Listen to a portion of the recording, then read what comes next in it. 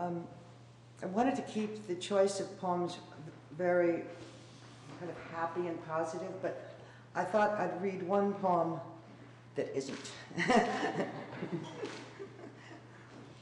And it's called, it's called There She Is. So just so you know what, the other side of the coin a little bit. There she is. When I go into the garden, there she is. The specter holds up her arms to show that her hands are eaten off. She is silent because of the agony. There is blood on her face. I can see she has done this to herself, so she would not feel the other pain. And it is true.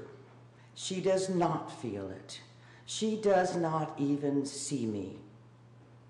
It is not she anymore, but the pain itself that moves her. I look and think how to forget. How can I live while she stands there? And if I take her life, what will that make of me? I cannot touch her, make her conscious. It would hurt her too much. I hear the sound all through the air that was her eating, but it is on its own now, completely separate from her. I think I am supposed to look. I am not supposed to turn away. I am supposed to see each detail and all expression gone. My God, I think, if paradise is to be here, it will have to include her. And here's the last one I think I'll read. I've written many, many poems living in Greece for 8 years, and this one's strange because I'm actually saying the opposite of what I've been trying to talk everybody into. And yet, I think what I believe is still in the poem. So that's like a clue. Anyway, it's called I Do Not Need the Gods to Return. I do not need the gods to return. I have seen the fragments, have weighed them in my hand, one at a time in the heat, one at a time in the dry dirt, oregano, sage, and thyme. I don't need Orpheus to sing. I walk down the esplanade at night.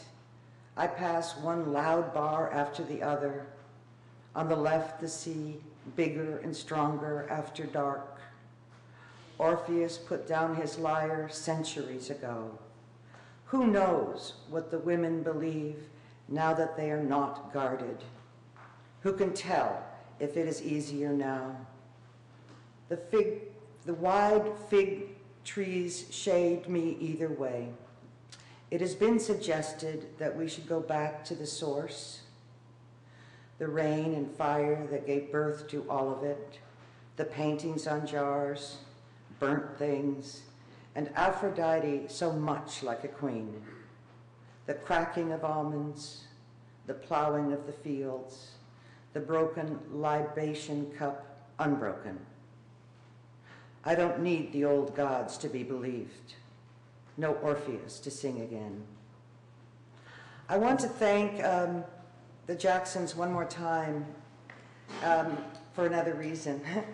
And the reason has to do with my love and faith in poetry. And I remember Joseph Brodsky, and he was another person that was very valuable, friend of mine,